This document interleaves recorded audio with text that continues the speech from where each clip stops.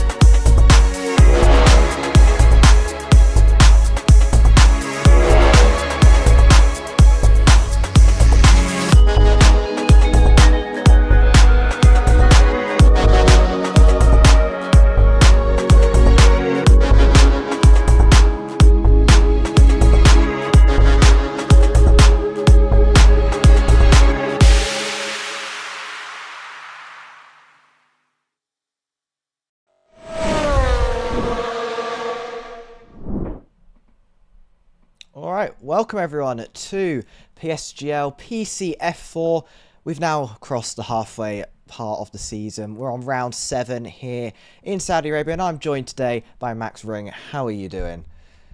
I'm very good, thank you, Mackie. Welcome back once again. May I also add to the commentary box, 2 weeks on the bounce, and yeah, should be an exciting race this evening. Looking forward to get into some F4 action here. Of course, the championship still as spicy as ever, but yeah, looking forward to it tonight. And yeah, how are you, Mackie, on this Thursday evening?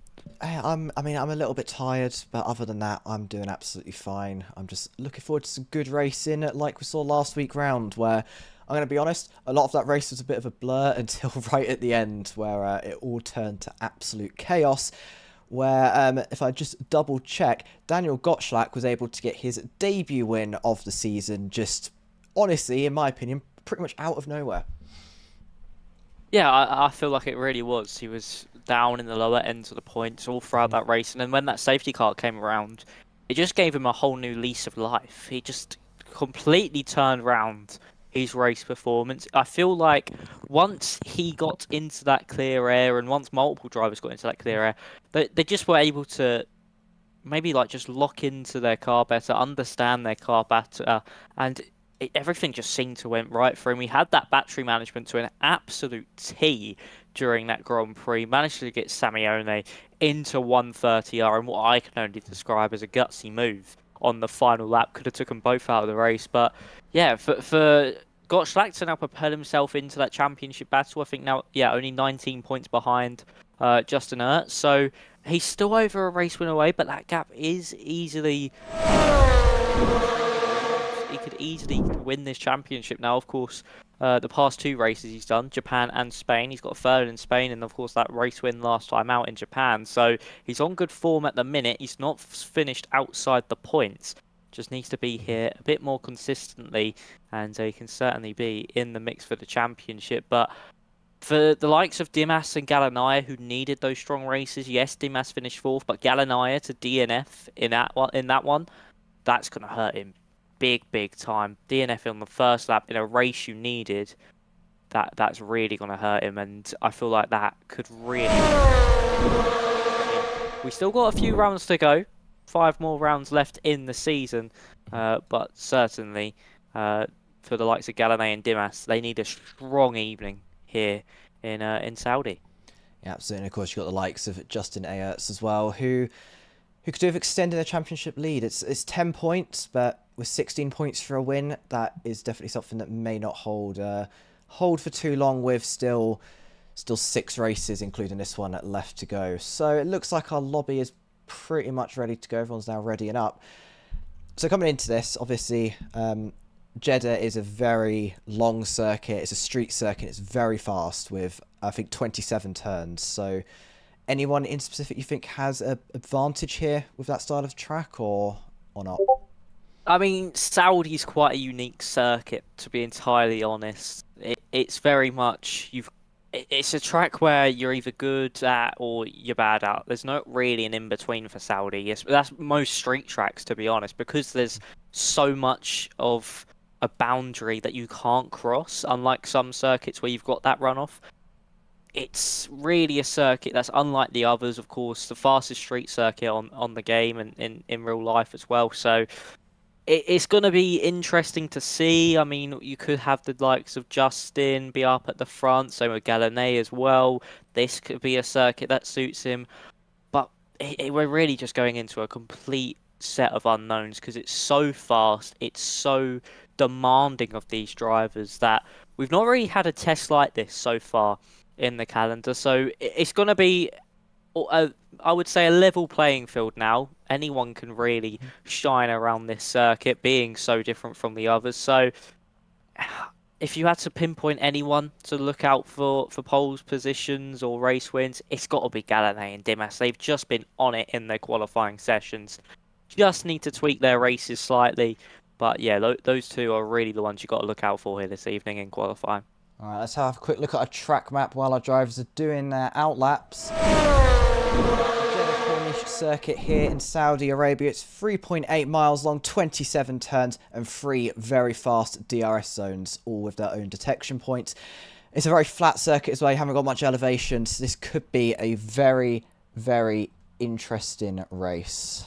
Yeah, it certainly can. I mean, just overall, this circuit's going to provide brilliant racing. The slipstream effects you'll have for that whole of the middle and final sector is going to be absolutely immense, because of just, of course, how much straight lines there are around here. Most of this track is flat out, so you're going to be having that slipstream effect for a majority of the lap.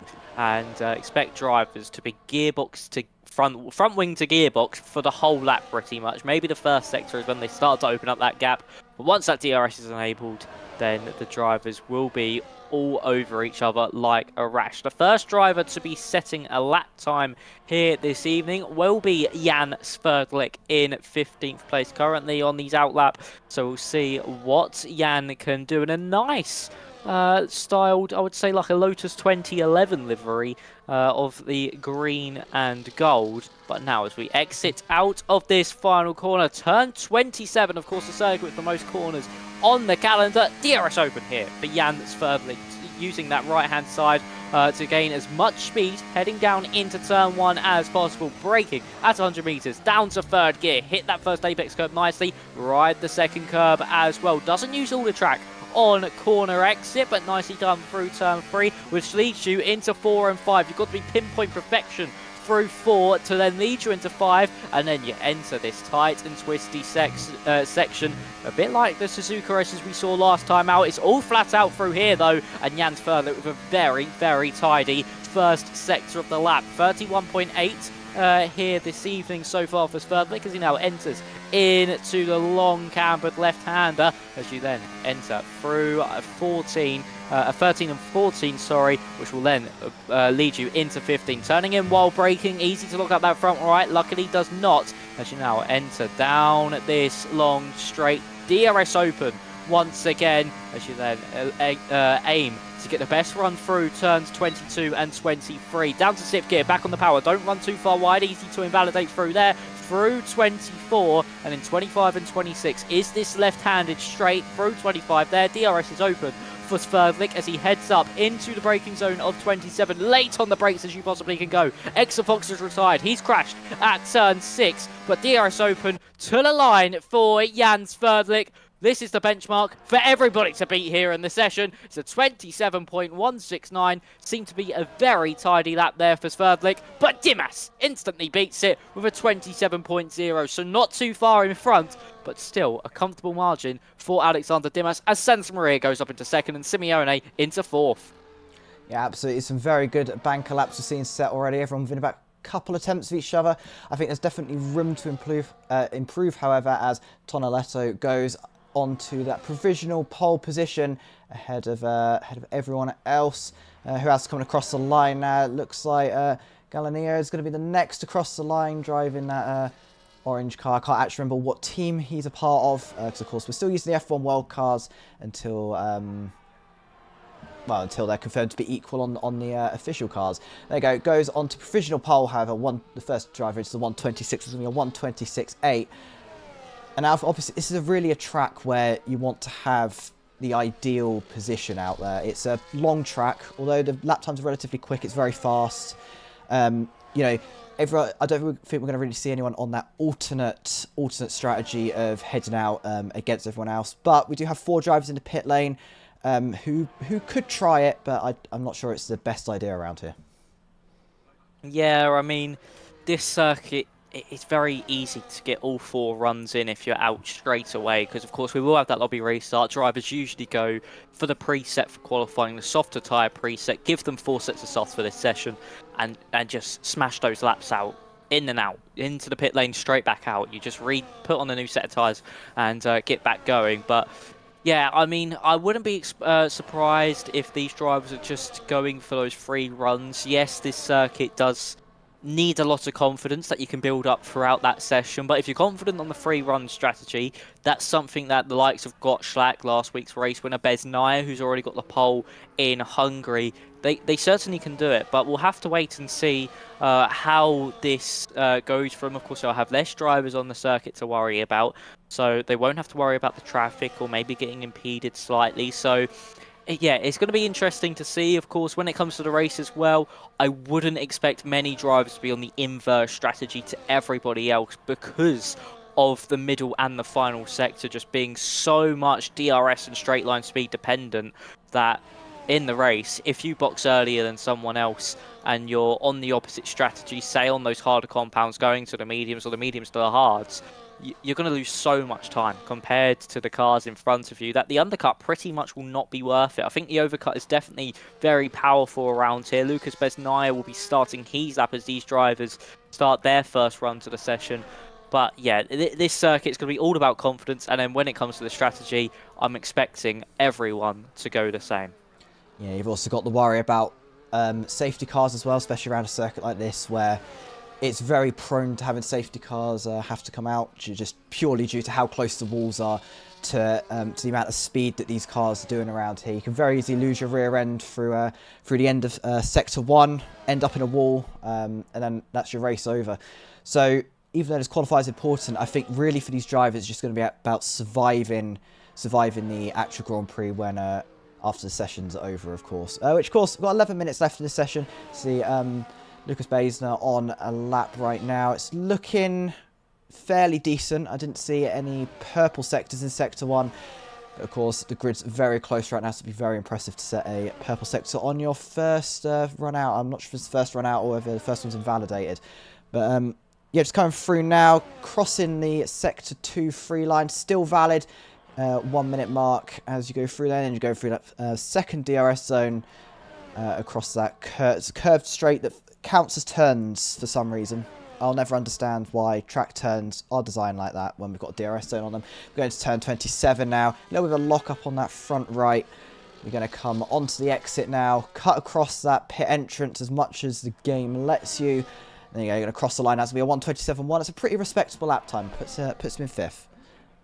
Yeah, and then Daniel Gottschalk becomes the second driver to get into the 1 minute 26s. 26.9 there for Gottschalk, of course, winner last time out, looking to carry on that strong streak of form. Carlos Torres is into the pit lane, he's invalidated. Isaac Leet is now coming up to the line. Where can he go? He goes up into 9th place at 27.1. This field super close at this current moment in time. Sammy Simeone is on a lap. Of course, he was the one that Gottschalk brutally took that race win away from at 130R. He's up by half a tenth in that first sector of the lap. At the moment, this will place him up into that top 10, but let's see if he can find any more time in this final part of the lap. So then, Simeone, what's it going to be in the middle sector? Up by a tenth and a half. This is a really strong middle sector there for Simeone. Now, we've really pretty much got one corner left to go in this sector, and it's turn 27. That needs to be strong as well. It's all about the exit out of there. Carry as much momentum through the corner. Flick it in, down in third gear. Back on the power nice and early. Run it all the way to the outside wall. You then get it back over to the left-hand side to take the tightest run possible to the line. Where would this go for Simeone? It's a lap good enough to put him up into 4th place, just under 2 tenths improved. Brilliant lap time there from Sammy Simeone. More drivers on lap times here. I think the next driver will be Linus Donovan to be setting a lap time as it stands. So let's see where the man currently in 6th place can put himself. Middle sector split up by 3 tenths of a second. That is a huge amount of time to gain. Of course, that Sector 1 and Sector 2 is where all the time is found, but you can always improve on your final corner. As we see now, how is Linus Donovan going to do into the final corner? Cuts across a little bit of a lock-up, but it's still okay. Cuts across that wall, gets very close to it indeed, and cuts straight across back to that left-hand side of the track, as you were saying. Very tight, of course. And crosses a line and goes on to provisional pole, a 1:26.756. Really nicely done there by Donovan. Really well held lap. And it just seems this circuit is getting quicker and quicker. Tonaletto, unfortunately, who was up by 2.5 tenths of a second, had a mistake in the final corner and had to abort out of that one. Jeremy Gallinet is on the lap, so is Jay Kennedy, who's now heading into the final corner. So Kennedy really late on the brakes into that final corner. That's going to affect his run out of it because he's gone a bit wide. DRS open here as Aerts goes up into 12th place. And unfortunately not into the top 10 at the moment for the championship leader, but we know he's weak in qualifying. Emil Lundell stays where he is in 14th place. Now let's have a look at Gallinet, excuse me, and see what he is doing on his lap time as he's about to enter the middle sector split. DRS open for Jeremy Gallinet, of course, was on provisional pole before Donovan snatched it away. Gallinet down in the middle sector, pushing through 22 and 23, using all the road he possibly can. That could have lost him time, though, as he now heads through 25 and 26 with the DRS open. It's going to be about this final corner, but I don't think it will be enough. Late on the brakes, as close to that inside wall as possible. A slide on corner exit, that's going to be that. Surely not an improvement. He's going to carry this one to the line, though. Would it be for Gallinet? No, he lost half a second in that final sector, and Gallinet stays in second place. Donovan with the upper hand, and Carlos Torres is out by himself at the moment on the lap. Yeah, absolutely. That was some interesting lap times. Very unfortunate there for Gallinet to lose so much time in that final corner. You just saw the rear end just didn't want to grip to the track at all. It's just very unfortunate, but we'll have time for one more run as we've got 6 minutes left in this session. As you see, Carlos Torres is going to be going for a lap now, entering the final sector. It's looking okay so far, not potentially our fastest lap out on track right now, but a respectable lap time as everyone's within pretty much half a second of each other. So we go through now this final sector, turn 27, cuts in a bit earlier than we've seen other drivers doing so, and almost hits the wall on the exit, but I think has managed to avoid it just about, and now coming across, cutting across. That track doesn't cut across it, I think backs off right at the last minute. There's going to be a 27.7, it's about half a second off Emil Lundell in 14th. Yeah, unfortunate there for Carlos Torres. A scrappy final part to that lap, but Linus Donovan still on the top spot for now, and drivers around him are invalidating. Yes, they still have time in this session to come back into the pit lane.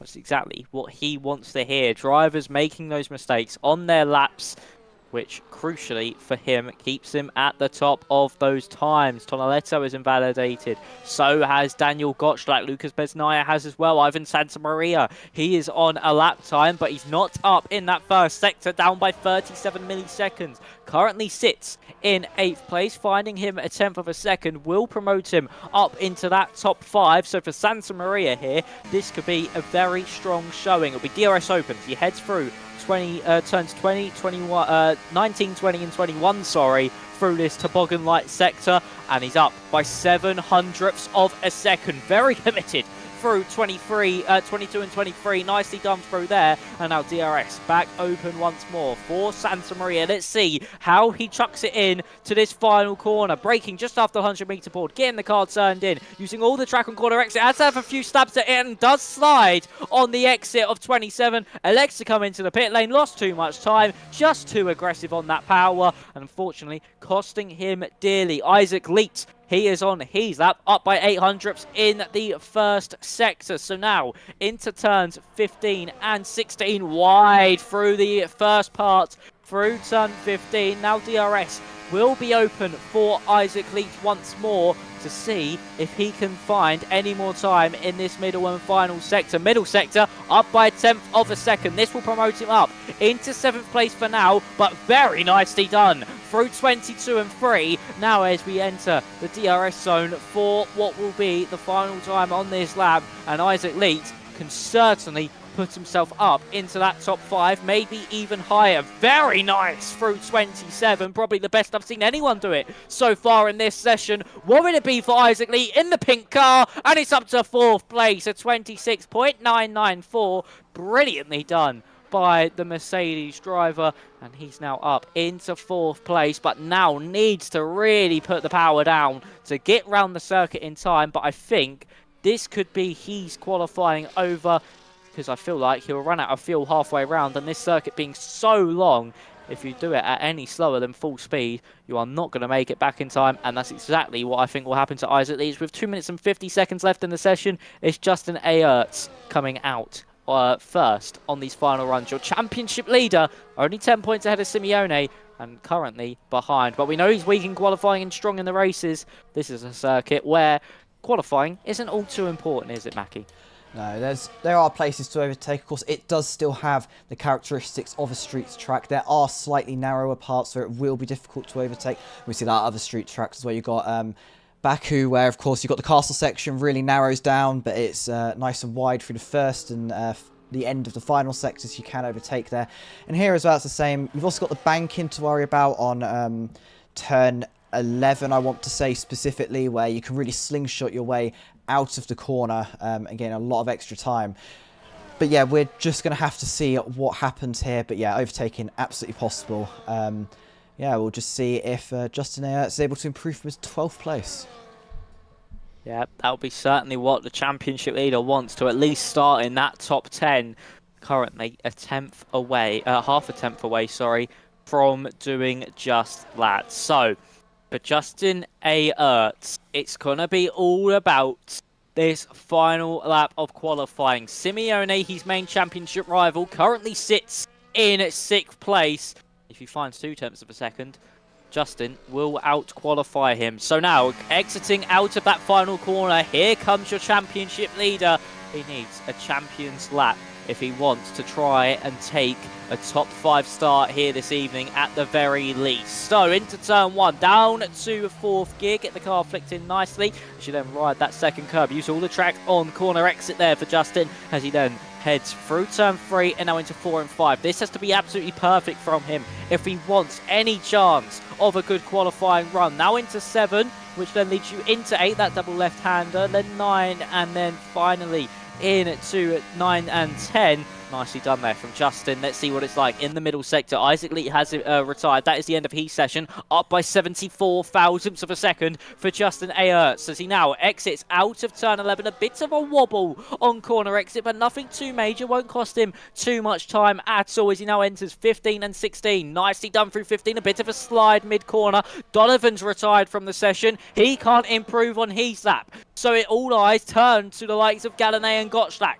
Ayerts now heading in to the middle sector. Split up by 82 milliseconds this time around. Nicely done through 22 and 23. Justin really needs a bit more time in this lap if he wants to get higher up into that top 10 and not put himself at threat at starting at the back of the pack. So now into the final corner for Justin Ayerts as now out of the final corner, through the gears he goes. Emil Lundell goes into 8th. DRS open for Justin. What's it going to be for your championship leader? He displaces Lundell. He goes up into 8th. Simeone can't improve. Tonaletto has invalidated. Gottschalk down in that middle sector as Dimas puts himself up into 2nd place there, just behind Donovan. Here comes Gottschalk. It won't be enough to put himself into that top 3. So all eyes now turn to Jeremy Galanay, who's got 3 pole positions so far this season, looking to make it a 4th, and he's up by 2.5 tenths in this middle sector. He had the first 3 pole positions of the season. He's not been able to pick one up since, but this will be an absolutely perfect way to put himself back at the front and maybe, just maybe, turn this season around. So for Jeremy Galanay, through the final corner, it was nice through there to make him 4 poles this season. Jeremy Galanay, can he bring his car back to the front? Yes, he can, with a 1 minute 26.640. Galanay is back in qualifying. Now, he just needs to turn this one to the race, but he hits the front for the 4th time this season in qualifying. Galanay is back. Absolutely, that is a very impressive lap time indeed, a 1:26.64. Yeah, that is very fast. I was just watching on board for that lap and it was very, very fast. There was very few mistakes made, if any noticeable mistakes at all indeed. And I think that has really put him in the best position to potentially go out in this race and go and win it outright and get that pole position and the win in the same race day. Yeah, it certainly will. That is absolutely perfect there from Jeremy Galanay to put himself in prime position like he's done 3 times this season, but has only been able to convert 1. And that was the opening race in Silverstone to a race victory. So your qualifying order is as follows. Galanay back to the front on pole position from Linus Donovan in 2nd.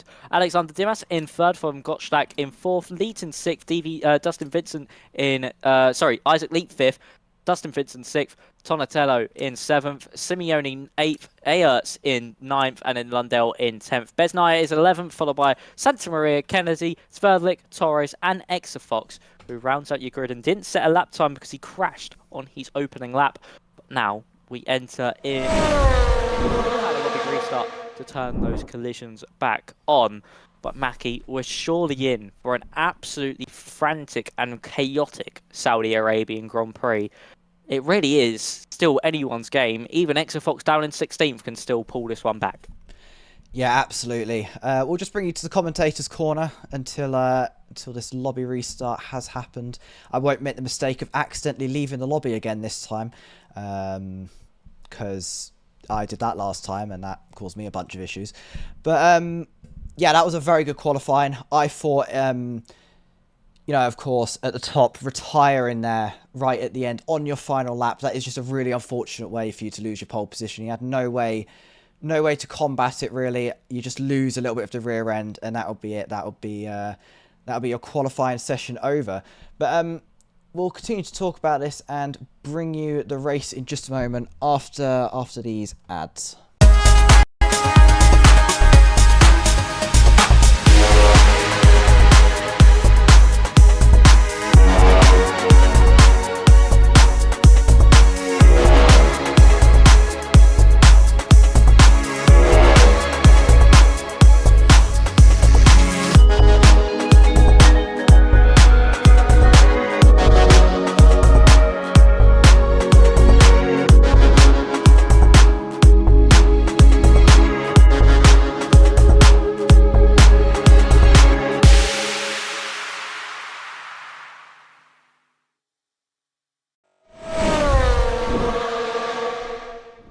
Welcome back, everyone. Of course, we've just had the lobby restart is happening right now. But while that's happening, Max, before this race happens, we really need to talk about what the possibilities happening here are. Because our championship right now, if I just have another quick look at it, obviously, Ertz is currently on top, 10 points ahead. But in third, with Sammy Simeone sat in second place and Exafox in third, there is not much separating second and third, which means this is going to become very interesting. Then it's only 1 point and 2 points between fourth and third and fifth and fourth after that, again, respectively. This could be a very interesting race in terms of championship, more than other races.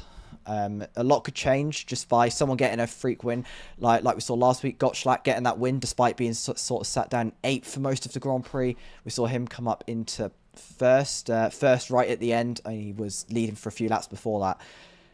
But a win like that has really changed the championship up. It's given him a little bit of a gap to JSD behind, who I don't think is here today, unfortunately, which means he's going to continue to lose more places. And you've got the likes of Exafox as well, who after retiring in qualifying there has got to start at the back. It could mean he's going to move from being third in championship now to potentially as far down as, if I just do my maths correctly, could move as far down as 6th, if I'm doing my maths. Yeah, he certainly could. And I mean, any point in the championship, the Exafox could win this one. Ertz gets a DNS from the race. And then Simeone doesn't score big enough, and that then promotes Exafox to the top of the standings. It's literally anyone's game at the moment within that top 3, and then even lower, the likes of Dimas, Gottschalk, and also Gallonay can really put themselves in the fight here this evening. That is the main thing for those four drivers, the likes of Exafox, Dimas, Gottschalk, and Gallonay. It's really just putting yourself back in that fight. Yes, Exafox is exactly a race win away from Ertz, but he's got to be realistic with this one. He just wants to score big points, close that gap down slightly, even if it is 2 or 3 points here, and then say another 4 or 5 in Mexico. That's enough to bring that gap down to around about 8 points. That's a really doable margin to win, to get into the championship fight and actually seem realistic to fight for this championship. The likes of Dimas, Gottschalk, and Gallonay, they need to look much bigger than that. Maybe not Dimas and Gottschalk, but certainly Gallonay. He needs to look so much bigger. He needs to look race wins. It has to be race win or podium or nothing. That is the only way I see Gallonay getting back into this one, is if he just constantly now smashes out those podiums, smashes out those race wins, because at the minute, his current form is a first place, a 12th, a DNF, a 7th, a 9th, and a DNF. that's not championship winning performances so far. He was leading in Spain, but then he made that costly error. He's made too many costly errors this season, so hopefully the second half of the season we see a much more refined and a much more developed Jeremy Gallonay, but we'll have to wait and see. But Ertz, in a brilliant position at the minute, and I feel like if he can pull off another strong race performance like we've seen him do so far in the past, he certainly can even extend that championship lead. He is really he's in a really good form at the minute. He's in the form of his life, and for Ertz, yeah, it's certainly just about damage control at the very least till a Simeone behind him. Yeah, it's definitely all to play for. There's still 6 races left in the season. So for some drivers, that is a blessing. For some drivers, that is a curse. Of course, you've got the likes of Justin Ertz at the top, who, is on the top. Would like the championship to end now, and he'd just take the championship. But for the likes of Jeremy Gallonay, it's really, he's got to make full use of the 6 races he's got left, the 6 opportunities to score points, and getting pole here. That's already 1 point. He's just got to get the other 16. Yeah, he certainly does. Gallonay needs to convert this pole position. He's had 4 now, including this one, and he's only converted 1 of them. So he needs to make it 2 from 4 and at least have a 50% conversion rate on those pole positions. But it's so difficult to do in this tier and just on this game itself, because you put yourself at such a disadvantage leading that train, because you don't get the slipstream down those long straights. You don't have the battery advantage that other drivers will have, and you're going in blind on the race strategy compared to everybody else. So it's difficult for Gallonay, but he needs a podium at the very least this evening to put himself back within a realistic chance of this championship, because if he doesn't, then I feel like it'll be too little too late for him. But I feel like the main focus for tonight is on Gallonay, but it's also on that battle between Simeone and Ertz, and I mean, where are they in qualifying? They're on the same row of the grid, 8th and 9th. So Ertz and Simeone, really, that is what the spotlight's onto, because they're only separated by 3 milliseconds in qualifying as well. So they're going to be elbows out against each other. Maybe not Ertz as much as Simeone, but they've both got so much to lose, and that's certainly something we need to look out for. But with Justin starting a little bit further up than what he normally does, could we see him take his 3rd race win of the season? That is the big question. But we're getting into the race lobby now, so let's see what happens under the lights here in Saudi Arabia. Yep, absolutely. I will obviously let you take away the grid when we get to there. But just some final predictions from me. I think based on it, Gallonay's looking incredibly fast. He's definitely got every chance to win here, and he needs to win realistically to bring himself back into championship. He's only on 25 points. Ertz is on 54 points. It's a huge gap, but 6 races, totally possible to close that out. So I think he's in a very good position to finally start doing that. And Ertz, what he needs to do this race is just stay out of trouble, and I think that's what he's going to do. I'm not convinced he's going to go all out for that, for the win. I think he's really going to be more on damage control, being down. It's 8th or 9th, wasn't it? He qualified, so I think it's going to be a little bit of damage control from him to make sure he gets some points, but doesn't retire his car. Yeah, that's really what Justin's going to be looking for.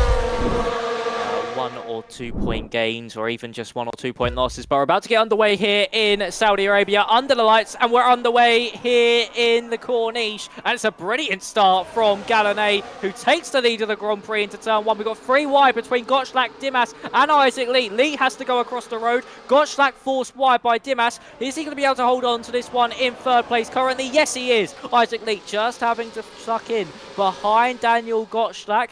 Jay Kennedy versus Ivan Santamaria raging on here over 12th place at the start of this Grand Prix, and that's Ivan Santamaria moving himself up into that top 12. Gottschalk goes wide, not once, but twice. That's allowed Isaac Leach, and now also Dustin Vincent, and Sammy Simeone now to the inside. On not only Gottschalk, but Dustin as well, as Dimas gets past Donovan. Further up at the start of this Grand Prix, Simeone still going side by side with Gottschalk as they enter turns 15 and 16, Simeone across the road. That's going to give him a poor run. This could see championship rival Ertz now have an attack at 7th place Simeone. That was Kennedy getting past Emil Lundell. They're still going side by side there. Santamaria and Lundell. It's been a frantic opening lap here, Mackie, but Jeremy Gallinet, the start that he wanted, absolutely bolted it from the grid, and he keeps that race lead, but he's still got Alexander Dimas applying an abundance of pressure on the end of lap 1 as Simeone goes defensive to Ertz, who goes round the outside to be able to hold that one.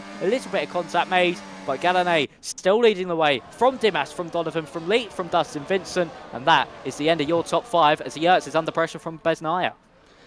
Yeah, absolutely. So Ertz there was having a very good first lap. He just appears to have lost a little bit of time, but we're just going to have a quick look now at what tyres everyone was. Everyone is on the medium tyres except for Tonelato, Lundell and Torres at the back. They've all gone for the hard tyres. And as you said, it's alternate strategy. Being on the faster tyre at the end and having more grip could potentially work. We're going to have to just see what happens. It looks like Ertz is trying to get back past. He's currently in 9th position. Lucas Baisner ahead. Is it going to be enough going into the banked hairpin? No, it's not, but behind, it looked like Jay Kennedy was going to go for a move, and it's not quite going to be enough as Lucas Baisner is under pressure once again from Justin Ertz, but it's not quite going to be enough as Isaac Lee is now challenging for the podium positions. Now, Max, what we're going to see here is the drivers on the hard tyres, they want no safety cars until the midpoint of this race where they're going to be able to get these tyres off, but these medium runners, they'd be happy with potentially safety car in the next 7 or so laps. Yeah, they certainly will. The strategy is going to be all dependent on if there's a safety car or not, really, especially for those hard tyre runners as Torres and Sverdlik both off the road, and Sverdlik picking up a 3-second time penalty during all this battling. Of course, DRS is now enabled, so we can start to see some moves with that rear wing drag reduction system. Ertz all under pressure from Tonelletto behind. Is Tonelletto going to get close enough? He's on the hards versus Ertz on the mediums. But no, can't get it done so far into turn 1. Jay Kennedy getting closer to the back of Tonelletto, but still, once again, no move being made. Expect this race to be somewhat of a procession at the start of this one. Everyone just wants to get those tyres into a window, find their rhythm, and get the confidence around this circuit that they need. But give it a lap at the end of the stint, and it will start to come alive. It's just no one really wants to make too many risky moves and take too much wear or performance out of their tyre so far in this Grand Prix. Torres and Sverdlik, though, they're saying otherwise. They're still going hammer and song, but no one wants to lose too much time to one another as Kennedy's able to get past Tonelletto. They're really nicely done by Kennedy into turn 11, and these drivers won't battle too aggressively. Don't want to lose too much time, and Gallinet still leading the way, only just from Dimas in front. Is Dimas going to swap places with Gallinet? It doesn't seem so, just backing out at the throttle, but he might go for the move now. Up into turn 27, but wide through 22 and 23. This now puts him under pressure from Linus Donovan behind. Yeah, it really does. So what we're going to see a lot in this race is obviously we're going to have a little bit of DRS chicken happening. We've got 3 DRS zones and they're all very, very powerful. You kind of want to be the driver in second. I think something has just happened behind. Ivan Santamaria is now up into 11th place as Jay Kennedy moves into 10th. Justin Ertz is up into 9th as well as he's side by side with Baisner on the straight. But for the lead of the Grand Prix, will Dimas go for it? No, he won't. So back to Justin Ertz down the inside into turn 1. He's going to have the outside of turn 2. They're still side by side, get pushed to the wall a little bit. Is Justin, but they're giving each other enough racing room. And now as we head into turn 4 now, it's not going to be enough. Ertz is going to have to stay in 9th position. We have a yellow flag. I think that's a retirement in the pit lane. Yeah, it is. It's Jan Sverdlik. Unfortunate for Jan, who of course set that pace early on in qualifying. He's only being by 10th by Dimas and then blown out the water by Gallinet. But now Ertz, who unfortunately tried that move on Besnaya, and wasn't able to get it done. Now having to sit behind the golden car once again. No shadow flag still out for Jans Verlich's car, but we don't have to worry too much about that because it will not cause a threat of a safety car or a virtual safety car at least. There's Besnaya hitting that outside wall. So DRS will be open for Ertz as he now once again tries an attack on Beisner, heading down into turns 22 and 23. This time around, Dimas and Donovan still about 2-3 tenths away from one another, and Gadanay in front. Is anyone going to go for a move though up at the front of the field? No, Dimas just going to sit behind. Donovan also doing the same. They've got a healthy gap over Isaac Lee behind us. There's Gottschalk getting past Dustin Vincent for 5th place. Brilliantly done there by Gottschalk. Showed Vincent the elbows as well on the exit of the corner, as there goes Gadanay, not only getting passed by Dimas, but maybe even Donovan as well. Dimas late on the brakes. Gadanay round the outside. If he's able to hold on to this one, it'll be a very valiant attempt at defence. Now, Dimas will have that inside line into 4 and 5. Gadanay backs out of it, and Donovan sits in 3rd place. But Gadanay, that would have been a very, very brilliant way of defending round the outside. Properly swung the car round, had that inside for turn 2, but unfortunately turn 4 came to bite him. But now he can sit behind Dimas, use that DRS to his advantage, manage those tyres slightly, but he's still got Donovan behind, who has been applying a bunch of pressure, as Besnaya still under pressure as well from Justin Ertz. As we'll see now, Justin get back on the power all over the back of Besnaya, but no, Beisner, unfortunately, luckily for him, and able to stay ahead of Ertz. As now we see once again DRS will be enabled for Justin heading into 22 and 23. It'll be DRS open now. Will he get close enough? He's going to look for that inside into 22 and 23. Contact made between the pair. Justin having to back out. Goes now. This is upper hand to Ertz, who will now have that DRS. Yeah, absolutely. But the driver in front also had to DRS. Beisner, the DRS well. Sammy Simeone moves up into 6th position. Just ahead of this, is that someone? I almost saw someone go round there. I think there's a bit of contact between a couple of drivers. That might have been Sammy Simeone involved in that. No one's lost too much time by the looks of it. But Ertz here. Is he going to go for a move? He goes to the outside, but he's covered. He could have made one move on a straight, of course, otherwise it's considered weaving, but gets pushed off a little bit, but has the inside line. Does Justin? Is it going to be enough? He goes down the inside. He's going to have the outside round turn 4. No, it's not quite going to be enough. And this has brought Jay Kennedy straight into Grand Prix. Jay Kennedy is straight up into 9th position now. And Justin Ertz, after almost looking like he's going to move into 8th, has now moved down into 10th. Up right there for Ertz, and the same for Sammy Simeone as well. He's gone wide, battling with Dustin Vincent. And unfortunately for Simeone, has to relinquish that position. But Beisner behind has a slide, and Jay Kennedy nearly into the side of him. But Jay is like, thank you very much. I'll take that one. I saw the slide. I ducked to that inside line, and I move up into 8th place. And Besnaya and also Ertz both making those mistakes and costing themselves positions. So Kennedy now up into 8th place. He's behind Simeone this time. Beisner and Ertz both still behind the Mercedes of Jay Kennedy. Lucas Besner picks up a 3-second time penalty to add to his worries as well, as here comes Justin to that outside line. But Beisner using that battery to his advantage to just keep the position for now. Linus Donovan and Jeremy Gadanay now battling. Dimas giving Donovan some slipstream, but it's not enough, as here will come Gadanay to that outside line. Further back it's Leet versus Gottschalk as well. Here comes Gadanay to the outside. Will he be able to pull this one off to take the race lead away from Dimas once more? It'll be straight back on the power. Nicely done there from Gadanay with the DRS to get that one done. Leet able to stay ahead of Gottschalk, but only just for now. They're going side by side through 4 and 5. This can cost them an absolutely monumental amount of time, but no, Lee able to hold on from Gottschalk in 5th place, and 4th place still goes the way of the Mercedes driver. Yes, I'm using the team names. That's because that's what the drivers are racing for. They still score constructors points even though we're not using the real F1 cars, but it's Gadanay who now leads the way from Alexander Dimas in 2nd, and then Linus Donovan still in that podium spot in 3rd. Still a long race to go, only on lap 7 of 25. Yeah, it's a very long way to go. Yeah, of course, every single lap of this, the drivers are going to be risking everything with how close they're getting to the walls.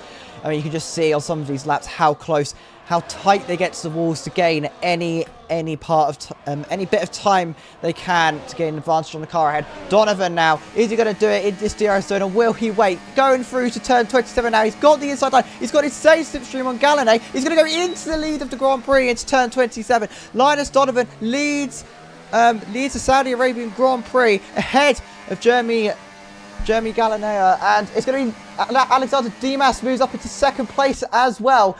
This is all going to be big change, but will Dimas be able to go into the lead of the Grand Prix? Is it going to be off? He's got the inside line, but on the switchback, it's going to be Donovan. Donovan remains in the lead of the Grand Prix on lap 8. Just look at this train of cars behind Donovan. Everybody in that top 10 separated by 2 tenths or under to one another. Carlos Torres picks up a 3-second time penalty. He's really fallen up far from the back of this field. He's now 7.4 seconds behind the rest of the field.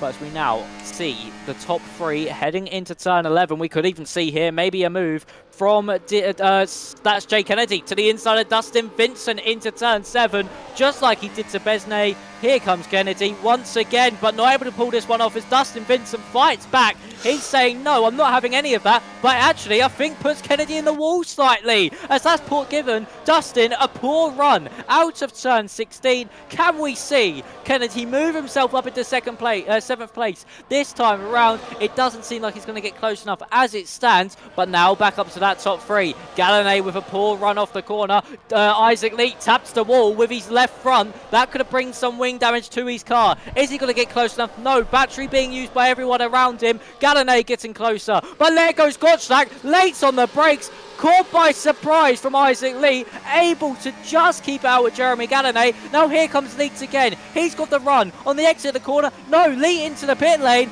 maybe picking up some damage, and also Justin Aerts into the pit lane as well. Jay Kennedy past Dustin Vincent, Dimas past Donovan, Gottschalk past Gallané, and even past Donovan maybe. Here we are then, through turns 2 and 3. Donovan holding this one to the outside for turn 4, backs out of it, Gottschalk into the back of him, and there we go. That action-packed racing action just coming to an end. Dimas leads away from Donovan, Gottschalk, Gallané, Simeone up to 5th place now, and then Kennedy, Dustin Vincent, Besnay, Santa Maria and Exafox round out your top 10. At the moment in the championship, it's upper hand to Simeone, who's now making a move on Gallané, but Gallané going to hold it round the outside. Can Simeone pull this one off though? On that side to inside line, can carry more momentum. Exactly what he's done. Up to 4th place for Simeone. Gallané dropping like a stone now in this Grand Prix. Yeah, it's definitely a bit unfortunate there, having started in the lead and now being down in 5th position. Speaking of which, let's have a quick look at the positions gained. Jay Kennedy, your biggest gainer right now on 7 places. Exafox, who started at the back off, retired for qualifying, is up 6. Sammy Simeone is up 4, as well as Ivan Santamaria. And your biggest loss is Isaac Lee, who's down 9 places after pitting earlier than everyone else. Yeah, Isaac Lee having that pit stop. Same with Justin Aerts, as there goes Linus Donovan on Alexander Dimas once more. We could even see, I think that's Jay Kennedy versus Dustin Vincent. Yes, it is. And now we see a flurry of cars into the pit lane. Gottschalk stays out. Kennedy stays out. So does Dustin Vincent and Besnay on those medium tyres. Everybody else into the pit lane. And there's a double stack there. I think that's for Linus Donovan and also Ivan Santamaria. So unfortunate for Santamaria there. Donovan comes out in front of this train. Where does Isaac Lee come out? He has boxed that lap earlier. Where is he compared to Donovan? He's ahead. Isaac Lee with the undercut of Dreams. Same with Aerts as well. He's out in front of Alexander Dimas, squeezing Dimas to that inside wall. That could have been an airplane crash. But Aerts now up into net P3. A brilliant strategy from Justin to move the championship leader to move himself up now into that top 3 after pit stops happen for the rest of the field, and Donovan just can't hang on to that race lead, but everybody's still within DRS range. Ivan Santamaria, even with that double stack, still within DRS range of everybody around him. So for Isaac Lee, he now needs to power on and just keep the rest of the field behind. But Aerts nearly out of DRS range. I'm not sure if he will become the exit of this corner. Yes, he is, but does he still have the DRS? Only just, but he's under immense pressure from Dimas behind as Lucas Baisner loses the position to Emil Lundell. Yeah, absolutely. Gottschalk now going into the lead of the Grand Prix. Is it enough? Has the inside line. Maybe side by side. Who's going to peel into the pit lane now? It's going to be Gottschalk. It's going to be Jay Kennedy. Pulls just in front somehow. So Leo Tonoletto is going to take the lead of the Grand Prix, followed by Emil Lundell, who have decided to not pit yet because they are two of your hard runners so far in this Grand Prix. Dustin is in third position. We wait for these pit stops to happen before I call that out. It looks like Carlos Torres as well moves up to third position. But with everyone out of the pit lane now, who is in the front? It's going to be Isaac Lee. Isaac Lee is your effective race leader. Behind is Linus Donovan. Alexander Dimas in sixth. For Justin Ertz has come out fourth. Wow, just wow. Not only for Ertz, but during the whole of that pit stop window, it was Gottschalk and also Jay Kennedy. By a stroke of absolute unfortunate luck, they were both teammates. So Gottschalk had to sit behind Kennedy in all of this. And that is absolute heartbreak for Gottschalk, who's now at the back of the field. Same with Simeone as well. It was actually Simeone, sorry, who was in that double stack. It wasn't Ivan Santamaria, my apologies. And Simeone, who's in that championship fight. Same with Gottschalk, two championship contenders, especially the man in second place, Simeone, unfortunately undone by double stacking in the pit lane. Simeone now with a lot of work on his hands to try and catch back up to that field. Impossible task unless there's a safety car, you would feel like. So really, this is now game on for Justin Ertz. He now needs to capitalise on two of his championship rivals not scoring points, as Dimas, his closest championship rival around him, is just in front. So for Isaac Lee, he still leads the way on this net race lead, but DRS now open down that main straight. Ertz now under pressure from Jeremy Gallinet, and there goes Gallinet to the inside, maybe to the inside of Dimas as well. Late on the brakes, half-hearted move to the outside now through turn 2. Can't pull that one off, but Ertz knows he needs to capitalise on this. It's still a long race ahead. Lap 12 of 25, 13 laps to go. He now needs to crack on, get in as many points as he can on his championship rival. He currently sits in 8th place, but that'll be 5th place once the top three coming into the pit lane. But he's starting to struggle a bit on these hard compounder tyres. Now under pressure from Jay Kennedy behind.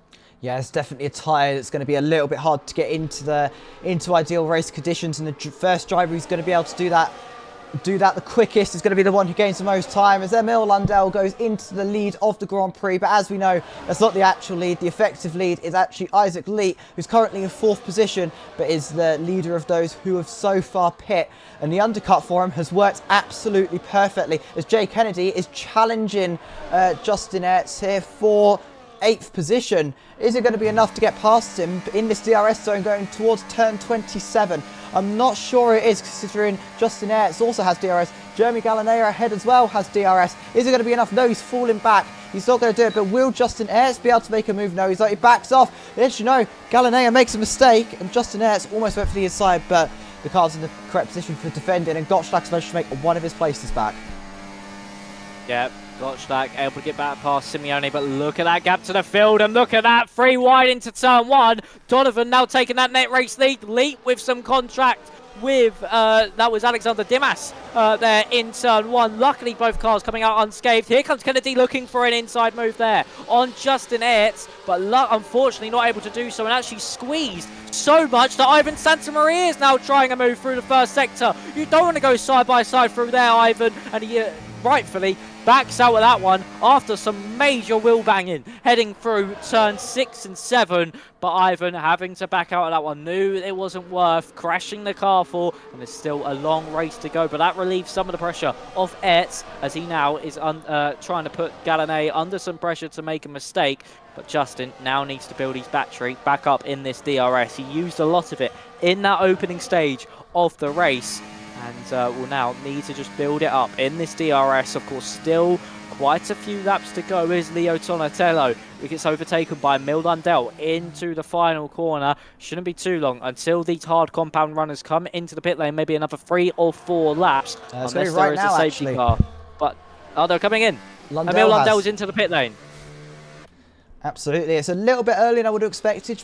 Maybe could have got a little bit more life out of them, but it looks like Torres is also going to enter the pit lane. So Tonoletto will lead the race for now, but it's not going to be for long, considering he will have to pit in the next couple of laps. But we're going to be 3 wide now into turn 1, no 2 wide, I should say. Isaac Lee has lost the lead of the Grand Prix to Linus Donovan, who now, or the effective lead, I should say, who now effectively leads this Saudi Arabia Grand Prix. Alexander Dimas is currently in 4th, challenging Isaac Lee, but of course Lee, is in a very good position to stay where he is and potentially even get back into the lead in the next couple of laps. Galanea is currently in 5th position. He'd like to have his lead back, but I don't think that's top priority right now. His top priority is to make sure he stays ahead of Ertz behind him to help with his championship. Yeah, that's certainly what he wants to do. As Jay Kennedy with a big slide with Dustin Vincent all over the back, and same with Besnaya as well. Emil Lundell has come out in this train, so he's not lost too much time boxing for those mediums, and now he can start to push on as well. Kennedy, luckily, didn't lose any places there. He got overtaken by Exafox just before he made that mistake. DRS now open for Emil Lundell. This is all over that battle for not 8th place, as there goes Galanay to the inside through 22, forcing Demas wide. This now invites Ertz as well. He's now going to look for it too. He's going to try and push onto the back of Alexander Dimas and try and get his move done late on the brakes. Isaac Lee able to get past Donovan. There's Dimas to the inside of Galanay. They're still side by side heading into this final corner, and now out of it, Galanay does have the upper hand. He's just about a car length in front, but here comes Dimas with that battery. He's going to look to the inside, might even go for Donovan as well, and Isaac Lee, but no, has to back out of it. Galanay holding this one round the outside. Donovan takes your race lead, late in 2nd, but who's going to come out on this battle on top, in this battle for 3rd? It's going to be Dimas, surely into turn 3 and 4. Galanay with a valiant effort to try and take that 3rd place away, but unfortunately wasn't able to do so, and now has to sit behind the Ferrari once again. Alexander Dimas now trying to break that gap, and that's a mistake there from Galanay. That now allows Ertz to the outside line. Ertz, is he going to be able to get this one done? Round the outside through turn 11, really tricky to do on the marbles, and I don't think he's going to be able to pull this one off. Keeping within it, but no, Galanay just pulls in front. Brilliant battling between those trio of drivers, but still, it's Linus Donovan that leads the way from Lee, from Dimas, from Galanay, from Ertz. That's your top 5, with Santa Maria now going for an attack on Justin. Yeah, absolutely. It looks like this could be a move in the making. Ivan Santa Maria goes for it, but has to back out. Justin Ertz is able to keep his 5th place for now, at least. He's really challenging Galanea, who's really come out with full form here to try and win this Grand Prix. There's a lot of competition on his grid as Isaac Lee goes for it to turn 20. So a little bit of contact by the looks of it between Lee and Donovan. Lee looks like he may have come off worse. It's going to give a bad exit to him and give Dimas the chance to go past, go into turn 1. Is he close enough though to make this work, as Donovan has no pace, no battery? This isn't going to work. Dimas going for the overtake as well. No, it's just going to be Lee. Lee goes into the lead of the Grand Prix, as we see a mistake made there from Lundell. As he loses a couple of positions. Justin Ertz still sat in 5th position. Galanea in 4th. It's going to be Linus Donovan and Isaac Lee still chasing for this lead. Yeah, certainly Isaac Lee just taking that race lead, but Emil Lundell absolutely storming through the field. Now he's all over the back of Justin Ertz, heading out of turns number 9 and 10. He's now going to maybe be looking for a move into turns 14 and 15. Is he going to look for it here though? Out of turn 11, no, just has to back out of that one for Emil Lundell, but still applying a ton of pressure to the back of your championship leader. Of course, Lundell had that pole position in Spain, wasn't able to convert that into anything special, unfortunately, due to mistakes of his own. But Lundell now on this inverse strategy, on those mediums compared to those hards, absolutely flying, and look at that grip difference. Here we go then to the inside line through 25. Easy as you like. Bye-bye, Justin. And through goes Emil Lundell up into 5th place. Next on his list, Jeremy Galanay, but still a long way to go to take those mediums. But Emil Lundell still flying along and can save his tyres slightly with this slipstream and DRS. DRS now open for everybody in that top 12. Here comes Linus Donovan on Isaac Lee. Here comes Alexander Dimas maybe as well. No, but Gallané going to look to the outside line. Can't put it off. Ivan Santamaria to the inside of your championship leader. Can't pull that one off either. But look at Emil Lundell all over the back of Jeremy Gallané already. And he is certainly going to make his attempt to get to the front of this queue and try and stay there within the next 3 or 4 laps. He's picking off cars one by one, and it's working an absolute treat for him, especially through his first sector, which is super tyre dependent. Yeah, absolutely. It's definitely what Lundell needs right now, is to get into the lead of the Grand Prix and just try and hold it, because in 4 to 5 laps time, his tyres are not going to be at the same grip they are now, and the hard tyre will be the better race tyre. So he's right in that position now where he needs to get ahead of Jeremy Gallané probably on this lap, and then Dimas and Lee on the next lap if he really wants a chance at actually winning this Grand Prix on the alternate strategy. Yes, certainly. If he wants to win this one on the opposite strategy, he needs to conserve those tyres as well as pushing. But now we see Linus Donovan leading the Grand Prix from Isaac Lee, who's under abundance of pressure from Alexander Dimas behind, who's left an attempt, now closing. Back from Dimas down to Gallané, to Emil Lundell, under attempt separating the trio. As they're to the outside line, it's Emil Lundell, 3 wide into the final corner, gets past not only Gallané, but surely also Alexander Dimas, and maybe Isaac Lee as well on the brakes. We're going to see 4 wide maybe into turn 1. Here comes Dimas to the inside line. To pull this one off will be absolutely spectacular. Linus Donovan, is he going to be able to hold on to the inside line? Oh, a mischief there from Alexander Dimas as Isaac Lee and Gallané still fighting this one. Dimas to the front of the field from Linus Donovan, Gallané. Isaac Lee dropped to the back of this queue, and Lundell wasn't able to capitalise on any of that squabbling and still sits in 5th place. Alexander Dimas, though, used his battery, saw the gap, shot for it, and got a success rate of 100% to move himself up into that race lead.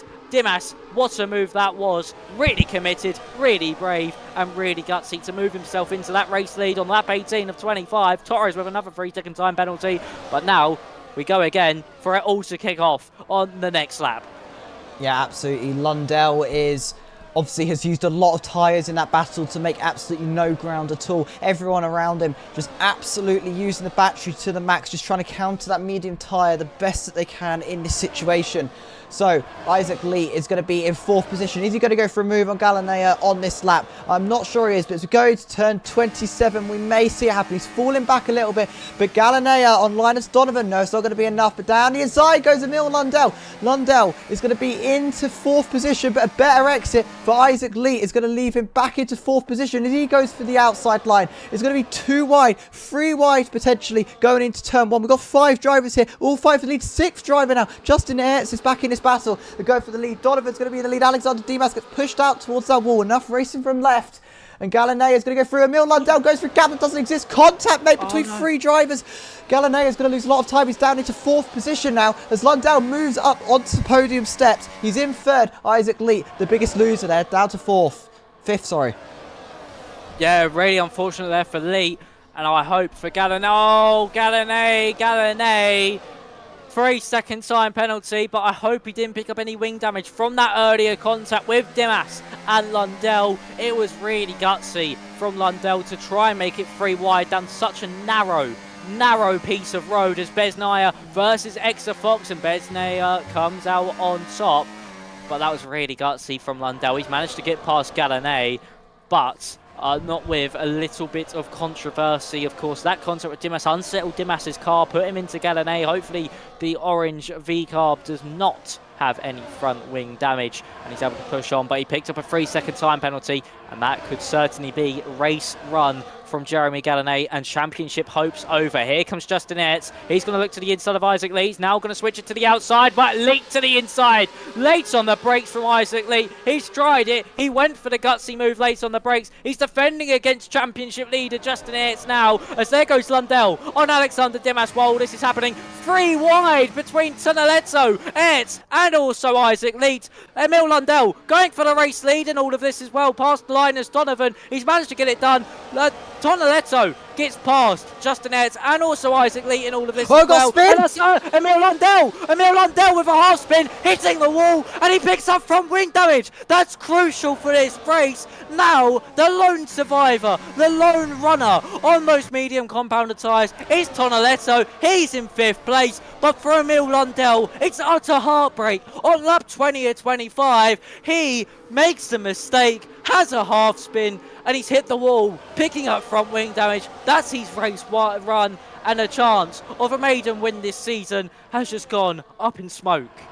Yeah, it really has. That's really unfortunate for Emil Lundell. We've seen some brilliant moves from him. We've seen some very, very brave moves as well, and potentially controversial moves in amongst all of that, but that could potentially be his hopes at even scoring points over for this Grand Prix, as this is such a wing-dependent circuit, and losing that is going to lose you a lot of time. So now all eyes turn to Tonoletto. He's the one on the medium tyres up there at the front. He's up into 3rd now. He's just got ahead of Galinea, and could this be now for him to win this Grand Prix?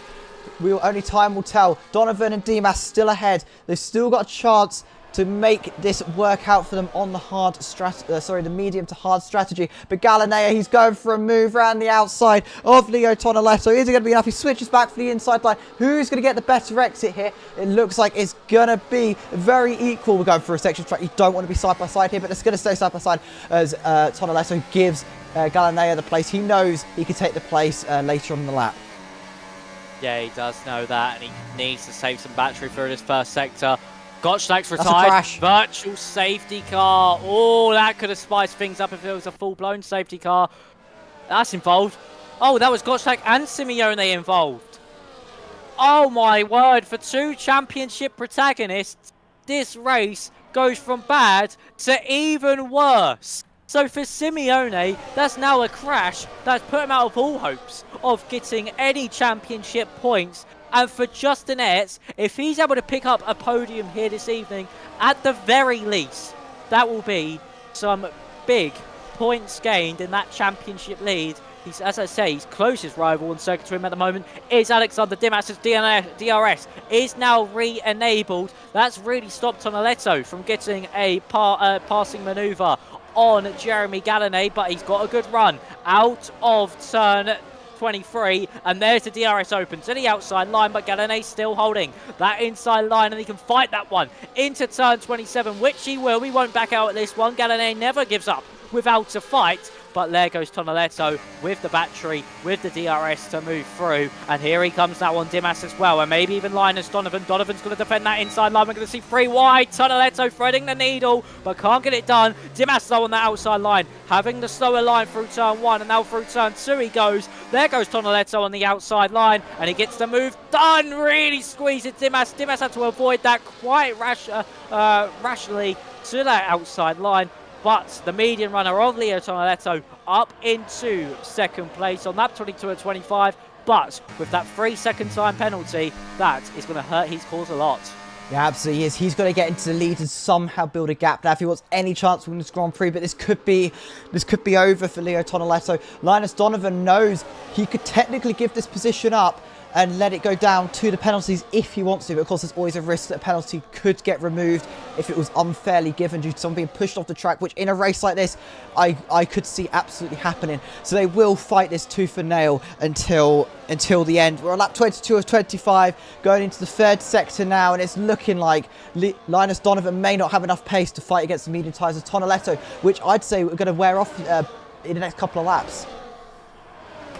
Yeah, they certainly can, and that penalty can surely be removed by being squeezed that inside through turn 1. Here comes Dimas on Tonoletto. Tonoletto goes a bit deep, squeezes the Ferrari to that inside line, and now Tonoletto with the run on Donovan. It'll be DRS open down that main straight as we start the 23rd lap of the 25-lap Grand Prix. Here comes Tonoletto to that inside. Dimas trying to thread the needle, not able to do it. But there goes Tonoletto to that race lead. Galinea now fighting for 2nd. He was able to get past Dimas. Now can he get past Donovan? They're still side by side, heading in 2 turns, 13 and 14, and there we go. But Dimas now able to get past Donovan as well, and maybe even Ertz too. But no, Ertz having to back out of that one. But Donovan squeezed to that inside by Galanet, who now has made a mistake through turns 9 and 10, and that has allowed Tonoletto to break that DRS to Galanet behind. That is crucial for this race. Tonoletto can now push on to try and break that 3 seconds, so he don't have to worry about having those penalties removed.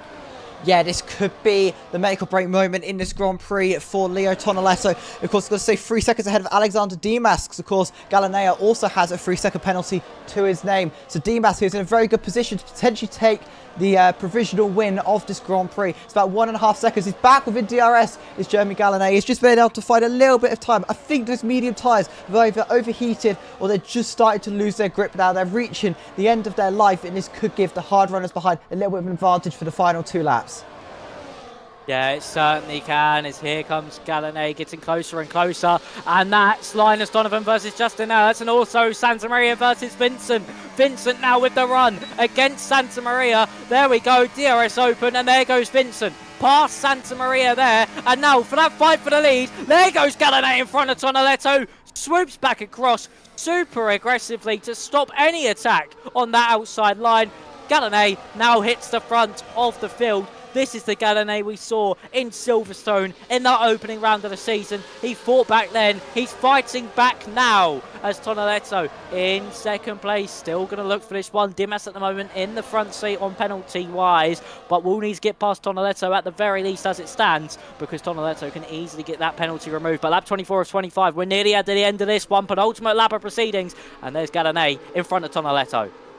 Yeah, this could be a very interesting final lap we've got coming up for us, as Jeremy Galanea just seems to be losing a little bit of time to Tonoletto behind, but Dimas as well. Don't count him out. He's still here. He's still in third, and he's really sticking to the gearbox of Tonoletto. You've also got Linus Donovan as well. He's got a little bit more to worry about with Justin Ertz behind him to fight, and Justin Ertz is worrying about Ivan Santamaria. It's going to be very close indeed. Tonoletto now, as we go on to this DRS straight at the end of the lap. Galanea still in the lead of Grand Prix, but down the inside goes Tonoletto. He's back in the lead off the Grand Prix, but Dimas is also going for a move. This DRS is so effective around here at the Jeddah Corniche circuit, and Tonoletto into the lead. Is Donovan going to get into second? Is going to be very close. Yes, he is. Dimas is going to have to commit to third place for that, but who's going to have the DRS going down this straight? It's going to be everyone except Tonoletto. Tonoletto could have done with some DRS here to try and break the toe. It's not going to be enough. Who's got the inside line? Around the outside goes Tonoletto. It's going to be 3 wide toe. Well, we've got a spin. Donovan's been taken out, just slowing everyone down, and that's give Galanea the run on Tonoletto, as we see still 3 wide. Justin Ertz moves up into the podium positions. He's third place. He's the effective race winner now, the provisional race winner. Isaac Lee is back in contention now. He's 4th position, and Linus Donovan is currently in 5th. It's all very close. And Max, I'll let you take this final lap. Here we are. Ertz in position to take another race win after penalties, but that could easily be removed for Tonoletto, and that was contact between Dimas and Donovan which caused all this drama. As there's Dimas to the inside. He needs to get this one done, but big slide through turn 11 could allow Dustin Vincent to get by him, but no, he has a slide as well. Santa Maria says thank you very much, but look at the gap between Ertz and Galanet. Surely Ertz won't be able to catch up, and Isaac Leet could still be within a shout of a race victory here this evening under the lights here at the Jeddah Corniche circuit. Tonoletto will win this one on the road, but now we look back between the drivers that haven't got any penalties. It will be about this run all the way up through 27, and here comes Isaac Leet to the outside line. He's going to pull this one off for now, but here comes Donovan as well with contact on the final lap. Dimas sending it late to the inside. He slides across the road. Leet versus Donovan. It's going to be a drag race to the line. Who's going to pull this one off? Is it Donovan? Is it Leet? Is it Ertz? It's going to be Ertz who wins it at the death, only just by 2 milliseconds from Isaac Leet. Wow, just wow, what a run to the line. Dimas sent it late. He thought he could hold on, but no, Justin Ertz with the run. He saw everything going on in front of him, took it to his advantage, and your championship leader reigns supreme in the desert under the lights. Justin Ertz extends that championship lead and puts himself with one hand on the trophy with 5 rounds to go here in PSGL PCF4. What an end to that Grand Prix. 3 drivers crossing the line at pretty much the same time. 400ths of a second separated your podium finishes there.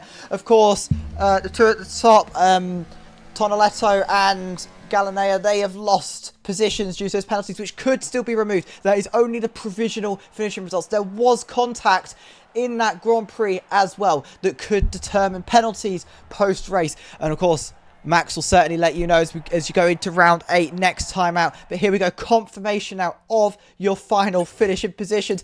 Justin Ertz wins the Saudi Arabia Grand Prix by 0.02 of a second to Isaac Leet, who came out of nowhere. He's had a very interesting race.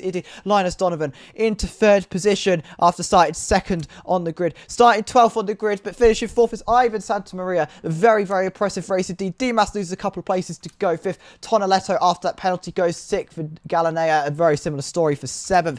Dustin goes 8th. Exafox 9th after starting at the backs, but still recovering 2 points here around this circuit. Lucas Baisler goes 10th. Jay Kennedy 11th. Sammy Simeone had an unfortunate end to the Grand Prix, finishing 35 seconds down, but does get the fastest lap, so won't actually get the extra point, I don't think, because finished outside the points. And then Daniel Gottschalk, Emil Lundell, Carlos Torres, and Jan, I can't actually remember how to say the last name, Max, if you could just remind me there, in 16th. Indeed, there we go. So 16th place there. The final 4 unable to finish this Grand Prix for various reasons. Oh, what an end to that Grand Prix. That's my 2nd F4 race in a row where we have had an insane end to a Grand Prix. 3 across the line in a photo finish. I'm just going to bring us back to our cameras then. Just talk about that, because that was... I'm lost for words on the end of that Grand Prix. That was insane. Wow. Just wow. When we thought it couldn't get any better, from the ending that we had in Japan with that move into 130R from Daniel Gottschalk, these boys just know how to make everything 10 times better. A run to the line to win your for your championship leader alongside Donovan and Isaac Lee to decide that one. And wow, just wow. So that was an absolutely amazing race. And for Ertz, when championship leaders fall around him, he picks up the pieces and extends his championship lead. That really does put him in strong contention. And talking about championship leader Justin Ertz, Mackie, he's in the waiting room, so shall we put him in for an interview? Yes, we should. And if you would like to lead the interview... Oh, there you go. You've done it already. Yep. Oh, no. There we go. No, there we go. There we go. Well, Justin, fancy seeing you here again. Talk us through that one. Of course, congratulations on the race win. But chaos. If I could summarize it in one word, just chaos. Every single lap having to use a lot more ERS than I would have hoped for. Always saving Sector 1, overtaking, when people crash, so many things just happened. And of course that run to the line was absolutely insane. I don't think I've ever held my breath and come out my seat and go like aerodynamics mode to get some extra straight line speed ever in my life. But yeah. Even if they can get the penalties removed, that means still I finished 3rd or 2nd, so I outscored everyone, which is key, considering I'm missing not next race, but the week after next, so yeah, so far so good. yeah, of course, capitalising when championship protagonists fall around you. Yeah, as you said about that final lap, you held your breath and moved out, you gave yourself the aerodynamic position, but yeah... Well, heading into that final corner, you saw Dimas send it to the inside. Did you think it was going to be an aeroplane crash at that point, in all honesty? Definitely. I mean, the entire final lap, I was trying to stay in the DRS of Jeremy, but his mediums were just that much better, and I couldn't keep up with him for DRS, so like you said, I was just kind of praying that whatever happened with Alexander sending it happened, and then that caused someone to go off a bit wide, and then someone had contact with Linus, and then Linus didn't have DRS. And it was just so much chaos that I'm just glad I made it out somehow. Yeah, well, that was insane. And also, I know it still wasn't the best of qualifyings, but you had a better qualifying than you have had recently. Do you think that was also a reason why you're in such a good position at the end there? I mean, I think what happened at the beginning with I was stuck behind, I think, Lucas for the entire first stint, despite being quicker. I don't know if, even if I did qualify a bit further behind, I would have been able to make up anything. But still, qualifying first time in the top 10, I think, this season, I don't even think I'm over exaggerating that. I think that's a sad stat, somehow. And yeah, even though I was 3/10 off my PB, still P9, I suppose. But yeah, definitely, hopefully for Mexico next week, it'll see me in the top 5. That's a goal. Yeah, well, I mean, points are won in the race, so you don't have to worry too much about the qualifying, especially on this game and how the way you've been driving in those race stints has been absolutely immense to come back from where you have. And yeah, also, as you said, Mexico next week. You will be there, I think, from what you just said from that. And yeah, how are you feeling around Mexico? Not a circuit we've seen very often in PSGL over the last few seasons. Well, it's a circuit that's actually my second favorite circuit, behind Vegas. So I'm very unpopular opinion there when it comes to preferred tracks. But yeah, Mexico, I love it so much. Last time I was in F4, I think I got P2 there. So if I can get P2 or P1, then that'd be great. And it's not really a qualifying track where you don't want to qualify pole. So maybe my poor qualifying strength will come in for next week. Yeah, hopefully it will. And you extend your championship lead now to 26 points, I want to say, over Sammy Simeone. I don't know if that's no, Dimas has gained a few. You still have extended your championship lead, is what I'm trying to say. I've not done the exact maths. I think Dimas is now up into second. All right. But just how are you feeling about the rest of the season? Of course, you've got that buffer now.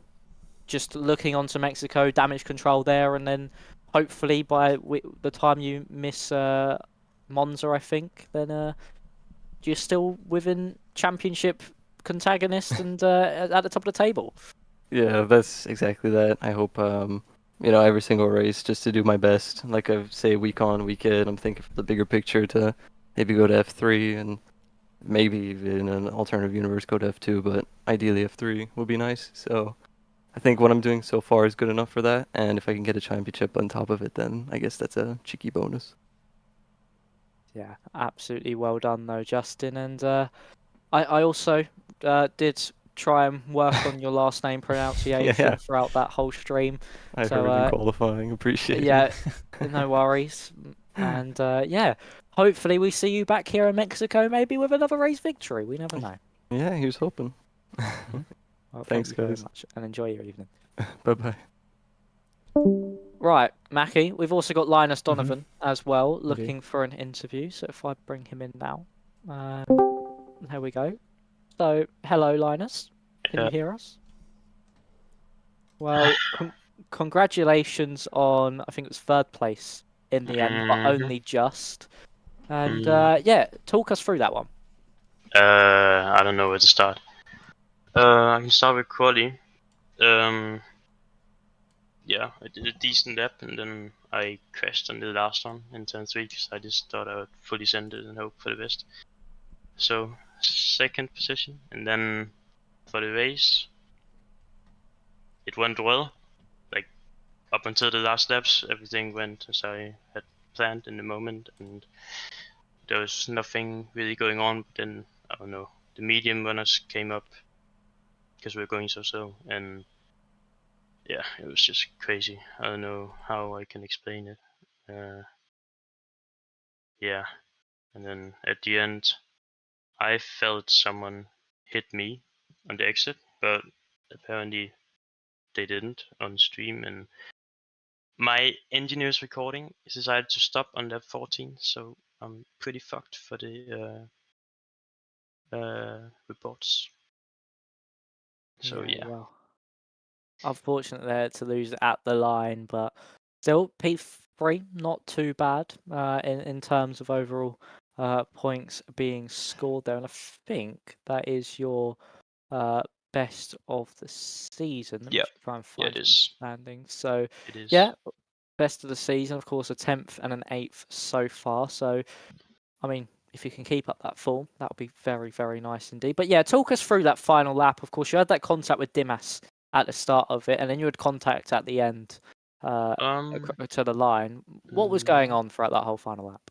I think going on to the last lap, I knew P1, P2 had the penalties. No wait. Oh yeah. Yeah.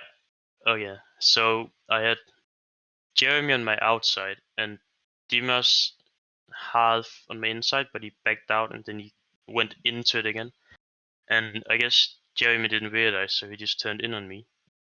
And for that reason, I fell down the order because I was actually looking to just be P2 going on to the final straight, which would have been an easy win. But I don't know what happened there. And then we fell down, and there was a fight for P3 on track.